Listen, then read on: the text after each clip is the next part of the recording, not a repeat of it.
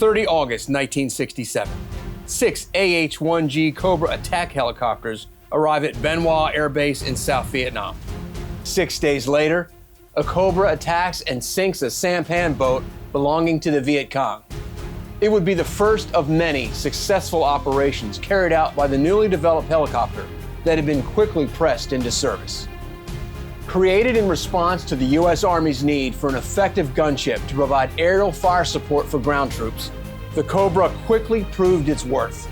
From the time of its deployment in country in late '67 to the end of combat operations in 1973, the Cobra accumulated thousands of hours of combat hours and showed itself to be an effective and versatile weapon system. Its influence will be felt for decades. The Korean War marked the first significant use of helicopters in combat operations. During the war, helicopters were primarily used for medical evacuations, observation, and light transport duties. It also saw one of the first uses of direct fire support for ground troops when United States Marines began firing their weapons from the open doors of transport helicopters such as the Sikorsky HRS. And on at least one occasion, an observation helicopter pilot dropped phosphorus grenades on an enemy automatic weapons position. In 1956, the French Air Force experimented with arming the Sikorsky S-55 helicopter, fitting it with rocket launchers and a 20mm cannon. Around the same time, the United States Navy and the United Kingdom began modifying existing helicopters as anti-submarine weapons platforms, equipping them with depth bombs and magnetic anomaly detector gear. The United States also experimented with modifying helicopters to serve in the role of an attack helicopter. But it wasn't until the Vietnam War that a significant evolution in the use of combat choppers led to the development of dedicated attack helicopters. In fact, the role of the helicopter in general in combat saw a dramatic expansion and evolution during the war, leading some to refer to the Vietnam War as the Helicopter War. This was primarily due to the challenging terrain of Vietnam. Its varied topography, including dense jungles, mountains, swamps, and deltas, made traditional ground transport difficult. Helicopters could access areas that were unreachable by other means. This expansion and evolution led to much larger deployments of helicopters compared to previous conflicts, and helicopters in Vietnam performed a wider range of missions, including troop transport, medical evacuation, close air support, and aerial reconnaissance. The Vietnam War truly revolutionized and expanded their use in warfare. Despite experimenting with the idea of arming choppers, by the start of Vietnam, the United States did not yet have a dedicated attack helicopter. So in 1962, the U.S. Army began modifying existing helicopters for combat roles. Under the leadership of Colonel J. Vanderpool, various helicopters were equipped with machine guns, rockets, and cannons. The Bell UH-1 Iroquois, also known as the Huey, was one of the first helicopters to be armed and used in combat operations. The new helicopter, the UH-1B, was the first to be dubbed the Cobra and served as a gunship from 1962 to 1964, when it was replaced by the UH-1C. The C variant featured a more powerful engine, a new rotor system designed for higher air speeds and reduced retreating blade stall during diving engagements, modified tail boom, and increased fuel capacity. These improvements made the UH-1C more suitable for the gunship role, earning it the nickname Huey Hog in U.S. Army service. But the limitations of armed utility helicopters became apparent. The UH-1C struggled to keep up with the troop-carrying slicks they were meant to escort. The larger profile made it a vulnerable target, and it wasn't as maneuverable as it needed to be to perform the attack helicopter role. Those limitations came as no surprise, as the Huey was not designed for the role it now found itself in. A purpose-built attack helicopter was needed. This realization led to the Advanced Aerial Fire Support System program in 1965. The program aimed to develop a purpose-built attack helicopter with increased speed and firepower to counter the growing threat from the Viet Cong and NVA troops. Not only did it need to be fast, it needed improved survivability with better protection against heavy machine guns and anti-tank rockets. The result was the Bell AH-1 Cobra. While not a permanent solution, it was certainly a significant upgrade from the modified Hueys. Because the new attack helicopter was needed quickly, there wasn't time to design it from the ground up. So the Cobra relied heavily on the Huey for many of its key components.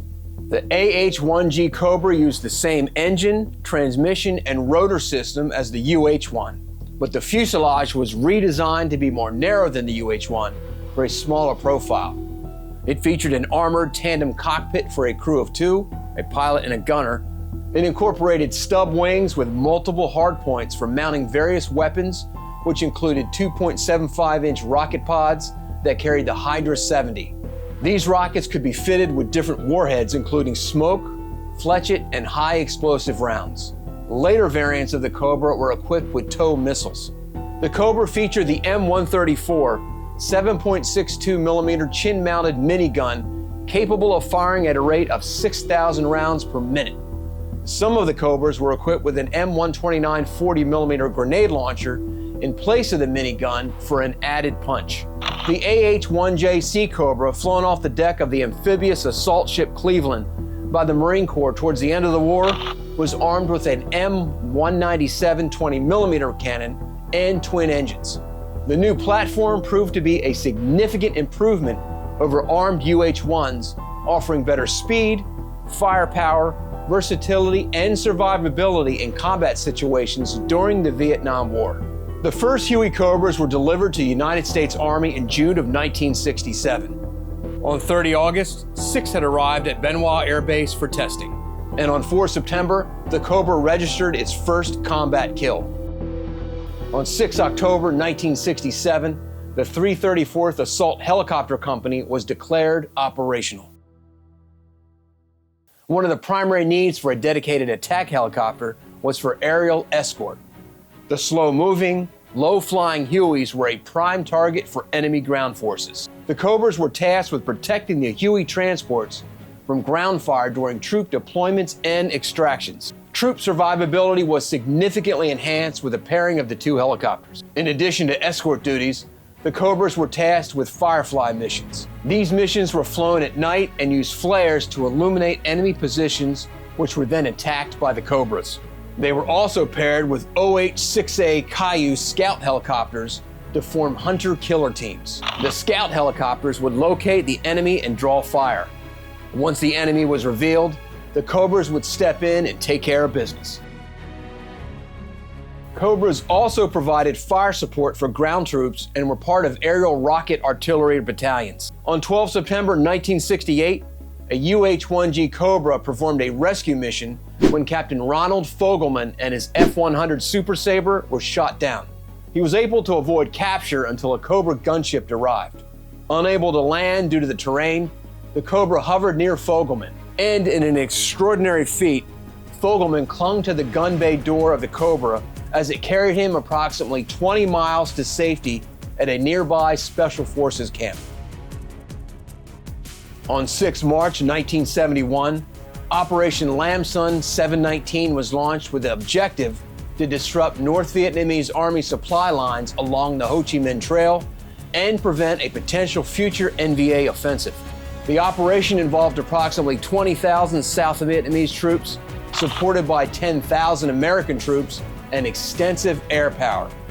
Among the air assets were Cobra gunships, which were constantly engaging in providing close air support, escort missions, and emergency resupply and medical evacuation operations. Heavy fog and rain reduced visibility, which limited the effectiveness of air support. Additionally, the dense vegetation and challenging topography of the area made it difficult for helicopters to operate effectively. The operation ended in failure for the South Vietnamese forces, with heavy casualties and equipment losses. Over 20 Cobras were destroyed during the operation, with several crewmen killed in action.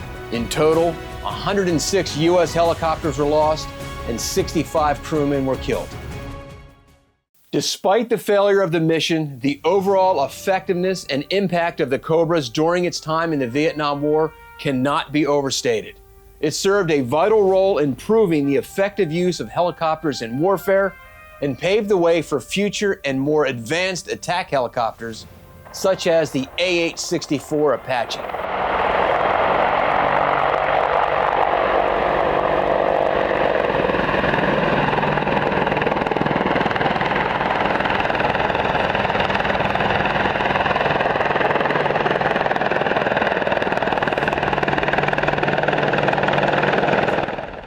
The AH-1 Cobra, which received numerous upgrades throughout its operational life, served in various conflicts after the Vietnam War.